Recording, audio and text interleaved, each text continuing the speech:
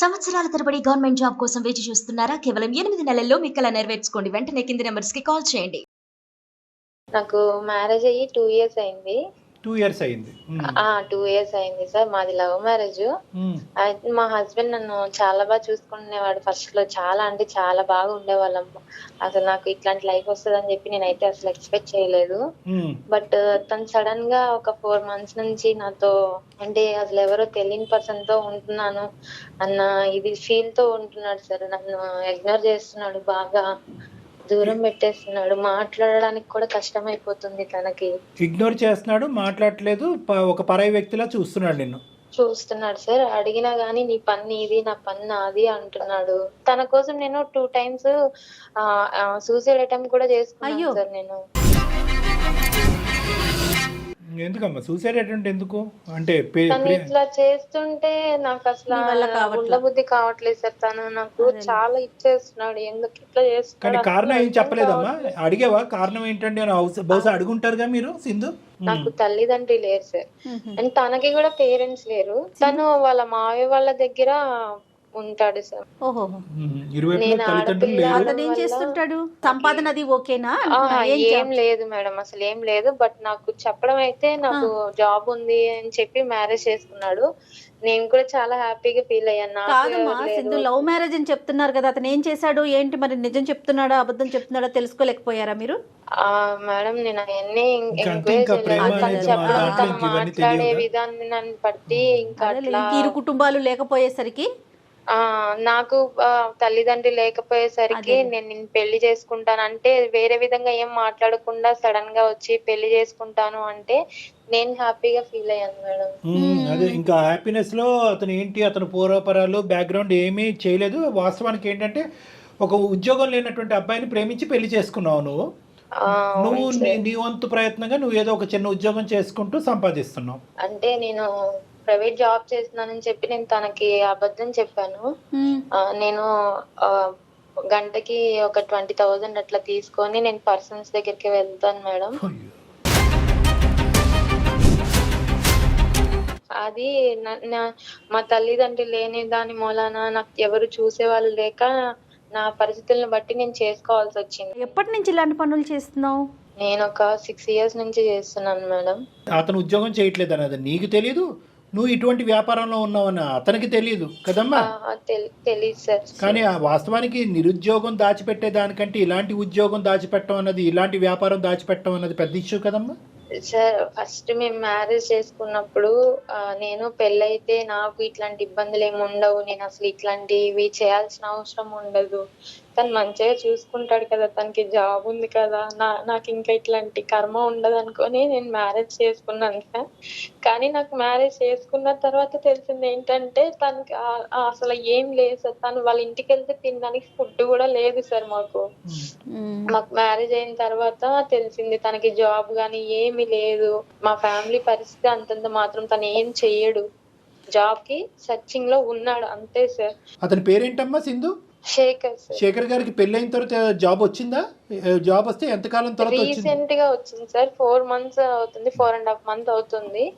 తనకి జాబ్ వచ్చింది అని తెలిసినప్పుడు నేను వెంటనే ఈ విషయం తనతో షేర్ చేసుకున్నా. నేను ఇంక తప్పు చేయకూడదు, ఇప్పుడు దాకా చేసింది కాదమ్మా సింధు, ఇంకొక చిన్న విషయం. ఇప్పుడు నువ్వు పెళ్ళైన తర్వాత కూడా కంటిన్యూ చేసావా ఆ పని? చేశాను మేడం. నా పరిస్థితులను బట్టి చేయాలి. నీ పరిస్థితులు పాడుగాను.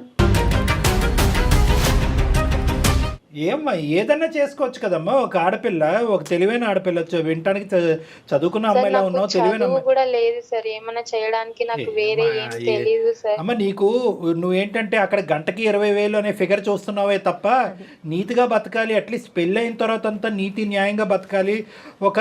ఒక భర్తకి తగినట్టుగా బతకాలి. ఓకే, మీ ఆయన ఉద్యోగం చేయట్లేదు, అట్లీస్ట్ నిన్ను మంచిగా చూసుకునేవాడా?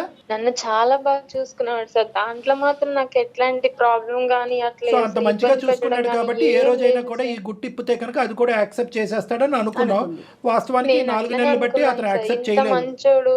ఒకవేళ నా తల్లిదండ్రి ఉన్నా గానీ నన్ను ఇంతలా అర్థం చేసుకోరేమో. తను అంత బాగా చూసుకున్నాడు, అంత బాగా అర్థం చేసుకుంటున్నాడు. ఇంకెంతకన్నా ఏం కావాలి లైఫ్ కి? తనకి చెప్పేద్దామని చెప్పి నేను ఇంకా తన దగ్గర ఓపెన్ అయ్యి చెప్పేశాను సార్. అంటే చెప్పేద్దాం చేద్దామనే ఉద్దేశంతో చెప్పావా లేదంటే పని ఆపేద్దామనే ఉద్దేశంతో చెప్పావా? తనకి చెప్పిన రోజు నుంచి నేను అసలు ఏం చేయట్లేదు సార్. తనకి ఎప్పుడైతే జాబ్ వచ్చిందో అప్పటి నుంచి నేను ఇట్లాంటివన్నీ ఆపేసి తన ముందు కాదు నేను నాన్న. అంటే నా గురించి బయట వాళ్ళు చెప్పేదానికన్నా నేను తన ముందు నా చెప్పడం మంచిది, తను నన్ను అర్థం చేసుకుంటాడని ఒక్క నమ్మకంతో నేను చెప్పాను సార్. నిజంగా అమ్మ, నువ్వు ఇలాంటి పని చేస్తూ కుటుంబాన్ని పోషిస్తున్నావు అనే అంశం అతను తెలిస్తే 2 సంవత్సరాల్లో కాదు 2 నిమిషాల్లో ఉద్యోగం సంపాదించి ఉండేవాడే మాత్రం. ఎందుకంటే ఇంత పరువు తక్కువ పని ఏ మగాడు యాక్సెప్ట్ చేయనటువంటి మగాడైనా అటువైపు ఆడదైనా ఎవరైనా కూడా ఎవ్వరు యాక్సెప్ట్ యాక్సెప్ట్ చేయనటువంటి ఒక భయంకరమైనటువంటి అంశం చేస్తూ ఇలా కుటుంబాన్ని పోషించడం వెనకాతల బహుశా నీకు అదే ఆనవాయితీ, అదే పద్ధతి, అదే అలవాటైందేమో అని అనుకుంటారేమో కానీ ఇల్లు గడవట్లేదు, భర్త ఉద్యోగం చేయట్లేదు కాబట్టి నేను కష్టపడుతున్నాను, చెమటోడ్చి చేస్తున్నానని ఎవరు అనుకుంటారమ్మా? నీ దానికి ఎక్కడ నీకు మార్కులు పడతాయి నువ్వు చేసే పనికి? ఎప్పటికైనా పడతాయా? ఎవరన్నా హర్షిస్తారా? మార్కులు పడతాయి కాదని కాదు సార్, నాకు తెలిసింది ఇది ఒక్కటే. ఎందుకంటే సార్ నేను ఇది 6 years తనకి నుంచి తెలిసిన పని చేస్తున్నాను సార్. అదొక్కటే. నాకు వేరే అమ్మ, నీకు job తెలిసిన పని తెలియదు అమ్మ, సార్. నీకు తెలిసినటువంటి పని నేను చెప్పేటటువంటి పాయింట్ కూడా ఇప్పటికైనా ఒక 2 నిమిషాలు ఆలోచించండి. 4 నెలలు బట్టి నా భర్త మాట్లాడలేదు, ఎవరో అన్నట్టుగా నన్ను చూస్తున్నాడు, పట్టించుకోవట్లేదు అంటే కనుక నీకు ఇచ్చేటటువంటి పనిష్మెంట్ బహుశా నీ భర్త చాలా చిన్నదే ఇచ్చాడని అనిపిస్తుంది. దీనికంటే 100 రెట్లు భయంకరమైనటువంటి పనిష్మెంట్ ఇస్తారు. ఒక్క నిమిషం కూడా నీ కళ్ళెదురుకుంటా నిలబడరు, లేదంటే అతను నీ కళ్ళెదురుకుంటే అతను నిలబడి నిన్ను ఉంచుకోడు. కానీ ఇక్కడ ఆ మనిషికి ఎంతో ఓపిక ఓర్పు ఉంది, అదృష్టం బాగా లేక ఉద్యోగం రాలేదే అని అనిపిస్తుంది. కానీ నువ్వు ఇక్కడ చూసేది ఏంటంటే గంటకి 20,000 ఉద్యోగం చూస్తున్నావు.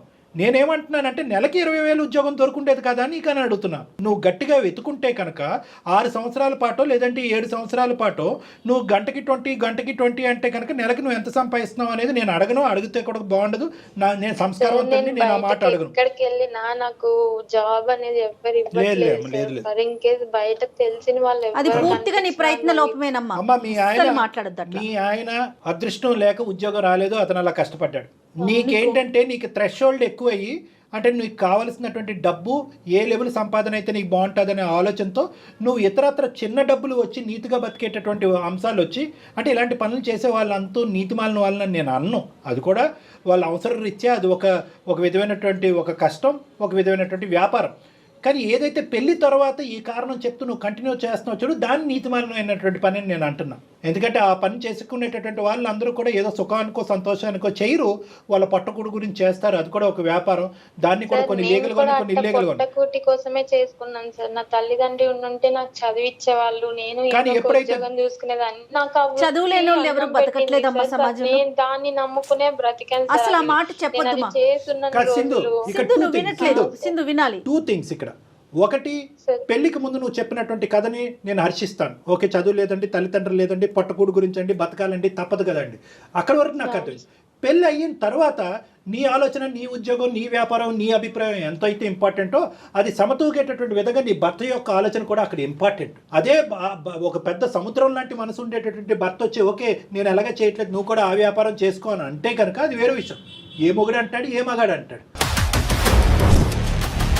నేను ఇందాక అన్న మాట మళ్ళీ ఒకసారి రిపీట్ చేస్తున్నాను. నువ్వు నిజంగా ఇలా పక్కదో పట్టి ఈ విధమైనటువంటి వ్యాపారం చేసేటటువంటి క్రమం అయితే కనుక ఒక 2 minutes చాలు అతను ఉద్యోగం సంపాదించడానికి. వెళ్ళి రిక్షా లాగేస్తాడు, లేదంటే ఆటో నడిపేస్తాడు.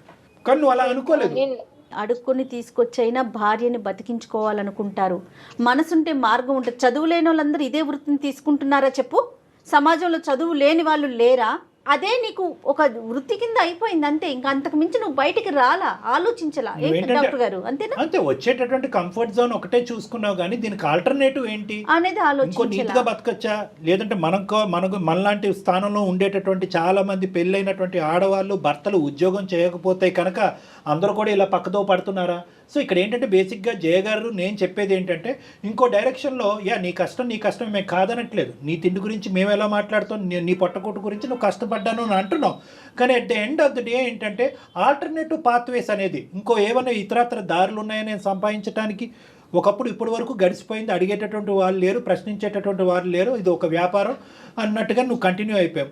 ఇది భర్తకు తెలిస్తే, ఇంత ప్రేమించినటువంటి భర్త 2 నిమిషాల్లో నన్ను రోడ్డు మీద వేస్తే పరిస్థితి ఏంటి?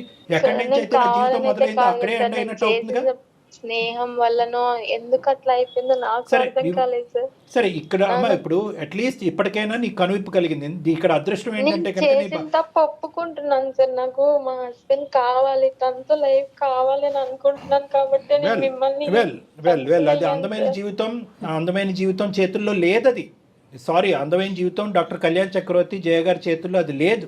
ఎందుకు అంటే కనుక పర్లేదయ్యా, ఏదో పొరపాటును చేసింది, పట్టుకోడు గురించి చేసింది, కుటుంబాన్ని నిలబెట్టడం గురించి చేసింది, లేదంటే నీకు సిగ్గుంటే కనుక, నీకు ఉద్యోగం ఉండుంటే కనుక ఈ పని చేసి ఉండేదని అడగలేం. ఉద్యోగం ఉన్నా, తినడానికి తిండి ఉన్నా లేకపోయినా కూడా అతను ఆలోచన శైలిలో ఇది ఒక పనికిరాని చర్య, ఒక అసహ్యకరమైనటువంటి ఒక చర్య, ఒక బూతు చర్య. అతను పుట్టింది పెరిగింది అటువంటి వాతావరణంలో, నువ్వు పుట్టింది పెరిగింది అటువంటి వాతావరణం. చేయాలి అనుకుంటే నేను ఇప్పుడైనా దాచి తప్పు చేయొచ్చు సార్, కానీ నాకు అట్లా ఉద్దేశం లేనే లేదు సార్. నీ కర్మమ్మ అది. ఇప్పుడు నువ్వు ఇప్పుడైనా నేను అదే చేసి ఉండేవాడిని అంటే ఏమా ఇది ఒకటి. ఇప్పటికైనా నువ్వు ఆలోచించట్లేదు. ఇప్పుడు పెళ్ళి అయిన తర్వాత అయిష్టాలు అనేటటువంటిది భార్యాభర్తలు ఇద్దరి చేతుల్లో ఉంటుంది. ఆ బేసిక్ కాన్సెప్ట్ నువ్వు మర్చిపోతున్నావు. ఇంటి గురించే కదా, కుటుంబం గురించే కదా, సుఖాల గురించే కదా అని చెప్పి ఏదైనా కథను తొక్కుతారమ్మా. ఇప్పటికీ తనకు అదే ఆలోచనలో, అదే నేను చేస్తుండేదాన్ని అంటే ఇప్పటికైనా నువ్వు బయటపడాలని ఆలోచించమ్మా. నీకు ఏ స్థాయిలో ఇది ఒక పని కిందే, అంటే ఇది ఒక నీతిమాలిన పని కింద కాకుండా, ఒక చేయకూడనటువంటి పని కింద కాకుండా, ఇది ఒక పని అనే కేటగిరీలో పెట్టి దీని దగ్గర నుంచి డబ్బులు వస్తున్నాయి, ఈ డబ్బులతో మన కుటుంబం నడుస్తుందనే ఆలోచనలోనే ఉన్నాయి. కానీ ఒక థర్డ్ పర్సన్ లేదంటే ఒక సెకండ్ పార్టీ నీతో పాటు జీవితాన్ని పంచుకోవటానికి వచ్చి నిజాయితీగా నిక్కచ్చిగా చాలా ప్రేమాభిప్రాయాలతో ఉండేటటువంటి ఒక వ్యక్తి, నీతో పాటు ఉన్నటువంటి వ్యక్తి ఏ విధంగా ఆలోచిస్తాడని ఆ పాయింట్ ఆఫ్ వ్యూలో చూడలేకపోతున్నాం. ఇప్పటికీ అందమైన జీవితంలో డాక్టర్ కళ్యాణ్ చక్రవర్తి ఏం చెప్తున్నాడనే యాంగిల్లో చూడలేకపోతున్నాను. నేనేం తప్పు చేశానండి, కరెక్టే కదండి, చెప్పకూడదు ఉంటే కనుక ఇప్పటికి కూడా ఎందుకు చెప్తాను. అయితే ఇప్పుడు నువ్వు బహుశా అది అనుకుంటున్నావేమో, ఇదేంటి అనవసరంగా ఇప్పుడు చెప్పాను, ఆ పని ఈ పని కింద కంటిన్యూ అయిపోయింటే బాగుండేదేమో అనవసరంగా. నేను ఆ విధంగా అనట్లేదు సార్. నేను ఒకవేళ ఇప్పుడు తను నాకు లైఫ్ ఇచ్చాడు, తను నన్ను మంచిగా చూసుకుంటాడు అనే నమ్మకంతో నేను తన దగ్గర ఓపెన్ అయ్యాను. నేను ఇట్లా చెప్పడమే తప్పైందా అని నేను అడుగుతున్నాను. చెప్పడం తప్పు కాదమ్మా, తప్పు కాదు డాక్టర్ గారు. ఇప్పటి వరకు ఏదైనా ఒక మంచి పని చేసావు అంటే కనుక అది ఇప్పుడు చెప్పడం 4 నెలల క్రితం. దయచేసి అది దాని ఆ అంశం నుంచి విత్డ్రా అవ్వద్దు. డాక్టర్ గారు నాకు ఇంకొక సందేహం, ఇప్పుడు అతనికే కనుక జాబ్ రాకపోయి ఉంటే కంటిన్యూ అయ్యేదిగా? ఇది ఎల్లకాలం కంటిన్యూ అయ్యేది. అదే నేను ఏమంటున్నానంటే, నీ యొక్క మార్పు కండిషనల్ అయిపోయింది. నీ మార్పు ఈజ్ ఈక్వల్ టు అతను జాబ్ రావటం.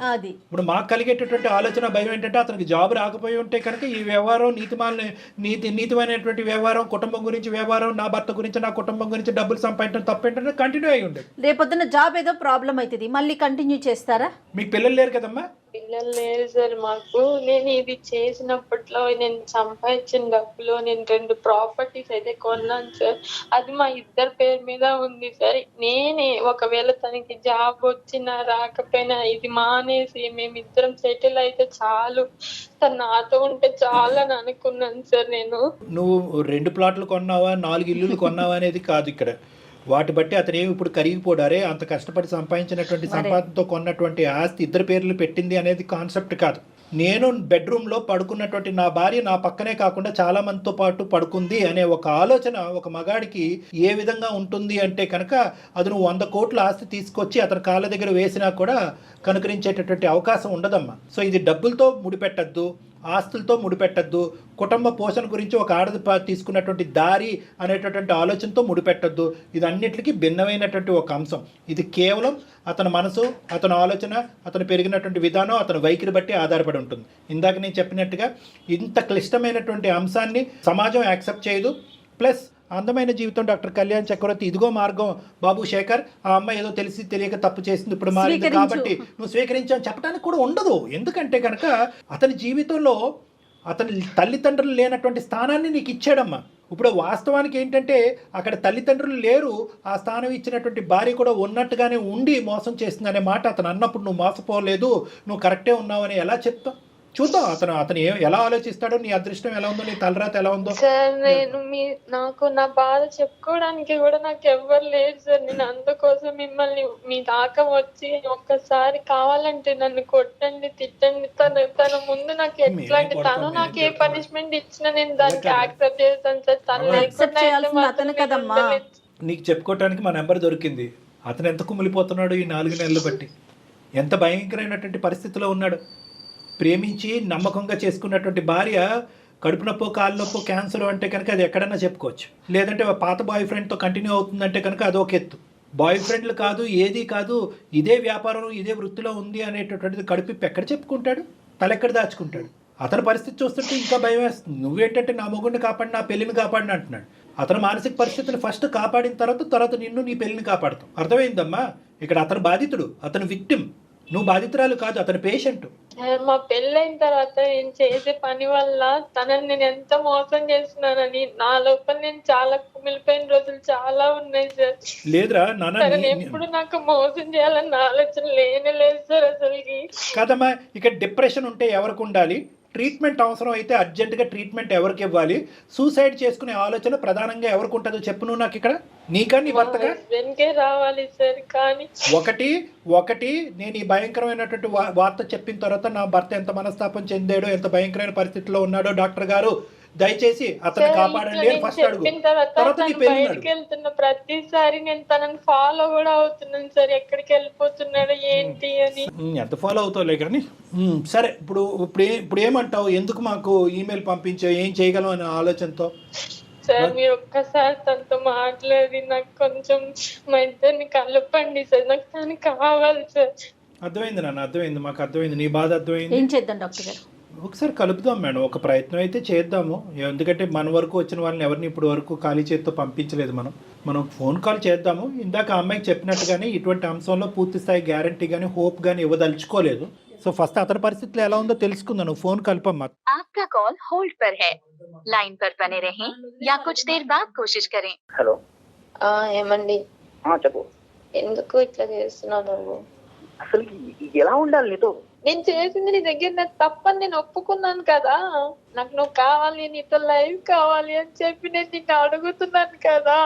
కానీ నువ్వు నన్ను ఎట్లా చూస్తున్నావు? మనం కలిసి ఉన్న ఈ 2 years లో ఎప్పుడు మనం ఎంత మంచిగా ఉన్నది ఒక్క రోజు కూడా గుర్తు రావట్లేదా నీకు? చెప్పు. మనసు చచ్చిపోయింది అసలుకి. ఇప్పుడు మళ్ళీ నన్ను అది రికవర్ చేయమన్నా నా వల్ల కాదు.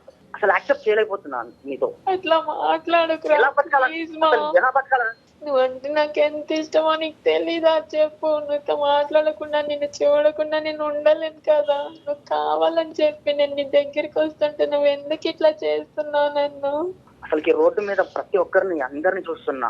నా భార్య తన దగ్గరికి వెళ్ళిందా లేదా? అసలుకి ఏంటి, నా భార్యను అలా చూస్తుంటే నాకే ఒళ్ళు గౌరవపడుతుంది.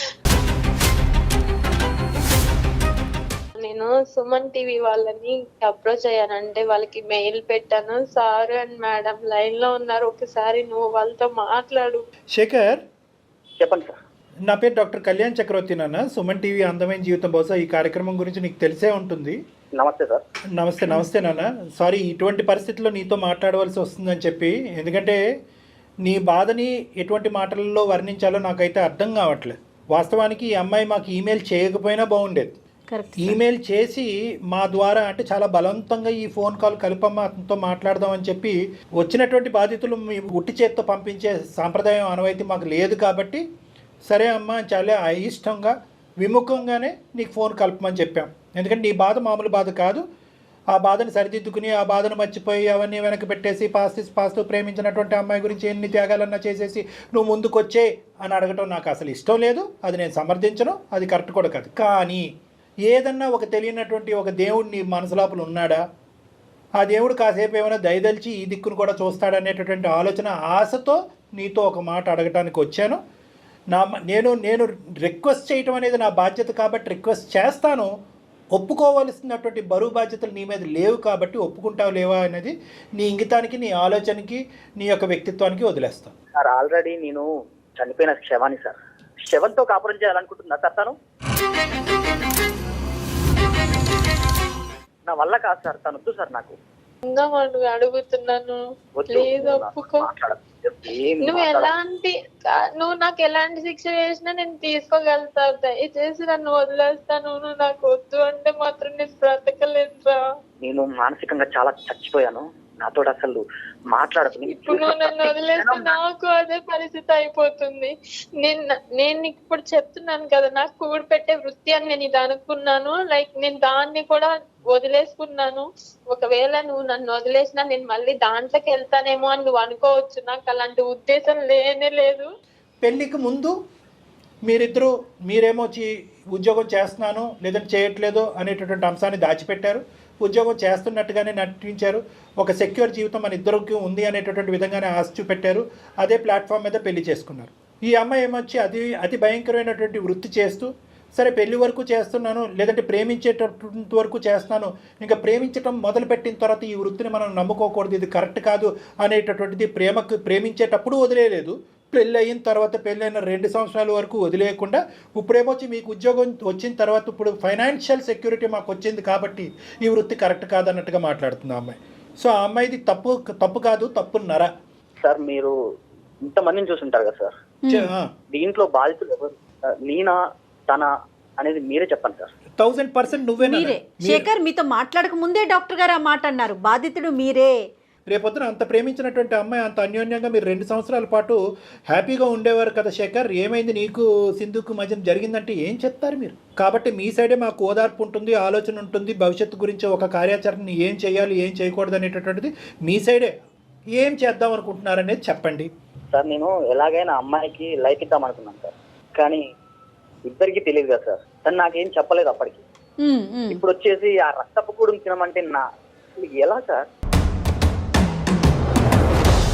నా వల్ల కాదు సార్, తనతో నేను బతకలేను సార్, నేను కలిసి ఉండలేను. కరెక్టే, అది that is point is very clearly made, అది మాకు అర్థమైంది, అది మీ ఇష్టానికి వదిలేస్తున్నాం. కానీ నేను చెప్పేది ఏంటంటే ఒక చిన్న గోరంత దీపానికి సంబంధించినటువంటి ఒక ఆలోచన చెప్తున్నాను నేను.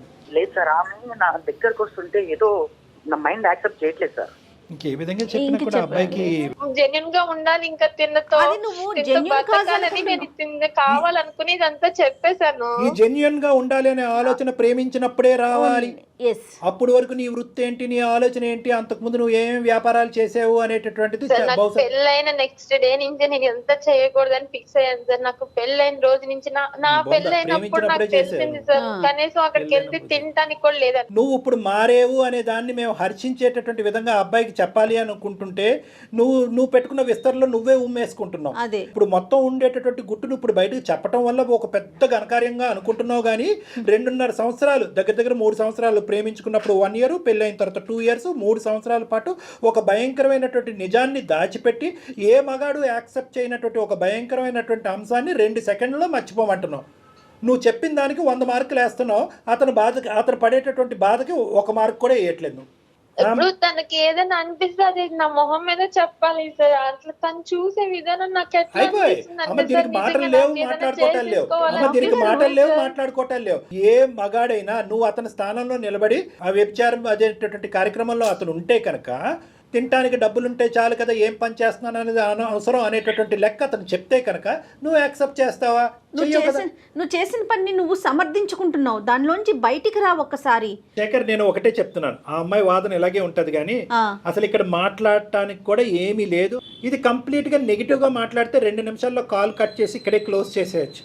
ఏది మీరు ముక్కు మొహం తెలియనటువంటి వాళ్ళు అయితే కనుక నీకు ఇప్పటికొచ్చి మాట్లాడినటువంటి 4 మాటల్లో కూడా సింధు నీ మనసులో ఒక స్థానాన్ని ఏర్పాటు చేసుకుంది అనేది ఒక నమ్మకం ఉంది. అలాగే సింధుకి మీకు ఎంత అమితమైనటువంటి ప్రేమ ఉంది, ఈ పని చేసినా కూడా తనకి నువ్వంటే ఎంత అమితమైన ప్రేమ ఉంది అన్నది కూడా తన మాటలో అర్థమైంది. కాబట్టి ఈ 2 మాటలు డాక్టర్ కళ్యాణ్ చక్రవర్తి మాట్లాడుతున్నాడు, లేదంటే మాట్లాడే హక్కు కూడా నాకు లేదు. ఇక్కడ నేనేమంటున్నానంటే ఏ ఉద్దేశంతో ఆ అమ్మాయి పని చేసింది అనేది ఒక్కసారి ఆలోచించుకో. ఇల్లు గడవటానికి చాలా కష్టమైనటువంటి పరిస్థితి. నువ్వు కష్టపడట్లేదు అంటే కనుక అన్ని విధాలుగా కష్టపడి ఉద్యోగం రానటువంటి పరిస్థితి. ఈ అమ్మాయికి ఏ డిగ్రీ, ఏ చదువు లేదు, ఏ క్వాలిఫికేషన్ లేదు, తను ఎప్పుడు ఏ ఉద్యోగం చేయలేదు, వ్యాపారంగా ఇది మొదలుపెట్టిన కాడి నుంచి ఏదో డబ్బులు వస్తున్నాయి కాబట్టి ఇదే నమ్ముకుని ఇంకో యాంగిల్లో చూడనటువంటి పరిస్థితి. ఆ అమ్మాయి ఏమనుకుంది అంటే కనుక అక్కడ వెళ్ళి ఆ వృత్తిని ఏదో ఆనందించట్లేదు, వృత్తి చేసినప్పుడల్లా కుంగిపోతూ బాధపడుతూనే చేసింది. ఎందుకు అది చేయకపోతే కనుక ఇల్లు గడిచేటటువంటి పరిస్థితి లేదు. మీరేమొచ్చి ఉద్యోగం చేస్తున్నాను అనేటటువంటి అబద్ధంతో పెళ్లి చేసేసుకున్నారు మీరు. పోనీ అప్పుడే నిజాయితీగా మీరు మాట్లాడుంటే కనుక ఆ అమ్మాయి కూడా నిజాయితీగా ఈ అంశం చెప్పుండేదేమో, కానీ మీరు దాచిపెట్టారు, తను దాచిపెట్టి. సరే, అది పెద్ద గీత ముందు చిన్న గీత.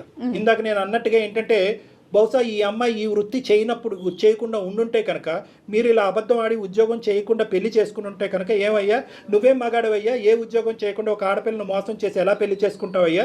ఆల్రెడీ తల్లిదండ్రులు లేనటువంటి ఆడపిల్లని ఈ విధంగా మోసం చేస్తావా? భర్త అనేటటువంటి స్థానం కాకుండా తల్లిదండ్రులు లేనటువంటి స్థానాన్ని కూడా నీకు ఇచ్చింది, అదేవిధంగా తల్లిదండ్రులు లేనటువంటి స్థానాన్ని నువ్వు అమ్మాయికి ఇచ్చావు, అది వేరే విషయం అని ఉండేవాళ్ళు. కానీ ఈరోజు ఈ అమ్మాయి ఆ పని చేయటం వల్ల నువ్వు ఉద్యోగం చేయకుండా దొంగచాటును వచ్చి పెళ్లి చేసుకునేటటువంటి అంశం ఈరోజు కప్పడిపోయింది. ఎస్. కానీ నేను అయినా కానీ దీన్ని నీ సైడే మాట్లాడుతున్నాను. ఒక్క 1 ఇంచు అటువైపు కూడా ఆలోచించమంటున్నాను. ఉద్దేశం ఏంటి? ఉద్యోగం లేకపోతే ఇలాంటి వ్యాపారాన్ని ఎంచుకుంటారా సార్? చెప్పండి. లేదు, అయినా కానీ నేను సమర్థించట్లేదు. కానీ తన ఉద్దేశం, తను పుట్టెరిగి తన ఆలోచనకు తెలిసినంత వరకు సంపాదనకు ఉండేటటువంటి ఏకైక దారి అదే అని చెప్పి పెళ్లికి ముందు ప్రేమించినప్పుడు పెళ్లి తర్వాత కూడా అదే నమ్ముకుని అదే అందులోనే కొట్టుకుపోయింది పిచ్చి మహాతల్లి. ఇప్పటికి కూడా ఏమంటుంది, తనకి ఇప్పటికి కూడా ఇందాకటి నుంచి మనం మాట్లాడుతున్నాం, తను చేసేటటువంటి వ్యాపారాన్ని తప్పు పట్టట్లేదు తెలుసా. తల్లిదండ్రులు లేకపోయినా ఒక పూట తిండి దొరుకుతుందో లేదో అనేటటువంటి ఆలోచనలో ఉన్న అమ్మాయికి తన శరీరాన్ని అమ్ముకుని అదే తిండి పెట్టింది. కాబట్టి ఇప్పుడు కూడా అమ్మాయి ఆ వృత్తి మీద వేలెత్తి చూపెట్టట్లేదు. అయితే ఇప్పుడు ఏంటంటే నిజంగా ప్రేమతోనే ఒక బాధ్యతతోనే మీ ముందుకు వచ్చింది ఆ అమ్మాయి. తన సుఖాలు సంతోషాల గురించి కాదు కదా. ఒకప్పుడు తనకు ఉద్యోగం చేయకపోతే ఇల్లు ఎలా గడుస్తుంది, ఇటువంటి ఆలోచనతో వచ్చింది తన ముందుకి. సరే, ఇటువంటి కాన్సెప్ట్కి ఇటువంటి రీజనింగ్కి ఎన్ని మార్కులు పడతాయో నాకు తెలియదు. మీ ఇష్టం అండి, డెసిషన్ మీ ఇష్టం. అంతేనా డాక్టర్ గారు మీరు చెప్పేది? Decision is absolutely yours. మేము ఎప్పుడు కూడా అందమైన జీవితంలో ఇంతవరకు కూడా ఇంత చాయిస్ లేదండి. డాక్టర్ గారు ఒక సలహా ఇస్తారు కానీ నేను చెప్తున్నట్టుగా జయ గారు, మీరు బాధితులు, అంతే. మీరు పడరానటువంటి బాధలు పడ్డారు, అనుభవించకూడనట్టు కష్టాలన్నీ అనుభవించారు. ఇందాక ఒక్క మాట అన్నారు, రోడ్డు మీద ఒక మగాడు వెళ్ళిపోతుంటే కనుక వీడితో కూడా పడుకుందని ఆ భార్య అనేటువంటి కర్మండి, చచ్చిపోవటం బెటర్ దానికంటే. సో నేనేమంటున్నానంటే ఇందాక నేను అన్నట్టుగానే ఇది పూర్తిగా మీ నిర్ణయం అని చెప్పి మేము కన్ఫ్యూజ్ చేస్తున్నామని మీరు అనుకుంటే కనుక మా క్లినిక్ ద్వారాలు ఎప్పుడు తెరిచే ఉంటాయి. మీరు కావాలంటే రావచ్చు, కూర్చోవచ్చు, మాట్లాడచ్చు. సో కంప్లీట్గా ఇది మీ చాయిస్. ఒక్క 2 నిమిషాలు నేను మాట్లాడాలను. అయ్యో తప్పకుండా. అసలు నేను మా మామ కూతురు చేసుకుందాం అనుకున్నా మేడం. ఓకే. కానీ ఇంకా నేను లవ్ చేశాను కాబట్టి విగ్రహత అలా మారింది కాబట్టి చేసుకోవాల్సి వచ్చింది. కాకపోతే అమ్మాయి ఉద్యోగం లేదనే సాకును చూపిస్తోంది. కానీ మీరు ఇందాక చెప్పారు చూడండి, పెద్ద గీత ముందు చిన్న చుక్క అండి ఉద్యోగం లేకపోవటం అనేది. దాన్ని దీంతో కంపేర్ చేయటాకే లేదు. ఉద్యోగం లేకపోతే అడుక్కుతునే వాళ్ళం మేడం, లేదంటే ఏదో ఒకటి చేసేవాళ్ళం. కానీ ఇలాంటి వ్యాపారంలో దిగుతుందని ఎవరు అనుకుంటారు మేడం? మీరు చెప్పండి మేడం. నిజం శేఖర్ గారు, అది చాలా బాధాకరం అనిపిస్తోంది. అమ్మాయి తెలిసి చేసిందా? నేను ఇంకా చేయనని చెప్తున్నాను కదా. ఒకవేళ నువ్వు నన్ను వదిలేస్తే నేను చచ్చిపోవడం తప్పించి నాకు వేరే దారి లేదురా. ప్రేమ అనేటటువంటిది ఇదివరకటి ప్రేమలాగా ఉండాలి, అది న్యాచురల్ గా పునరావృతం అవ్వాలి. ఇక్కడ థ్రెట్ వల్ల నేను చచ్చిపోతాను బెదిరించొద్దు. అతను బాధితుడు, అతను అనుభవిస్తున్నటువంటి బాధ నీకంటే 100 రెట్లు ఎక్కువ ఉంది. ఎందుకంటే ప్రేమించినటువంటి అమ్మాయిని ఉంచుకోవాలా, లేదంటే ప్రేమించి మోసం చేసి తప్పుదోరలో వెళ్ళి ఇదే వృత్తిగా నమ్మినటువంటి అమ్మాయిని వదులుకోవాలా అనేటటువంటి సందిగ్ధ పరిస్థితిలో అతను ఉన్నాడు. అతనికి సమయం కావాలి, నువ్వు అది అర్థం చేసుకోవాలి. నువ్వు థ్రెట్ చేసి బ్లాక్మెయిల్ చేసి భయపెట్టేటటువంటి దొద్దు.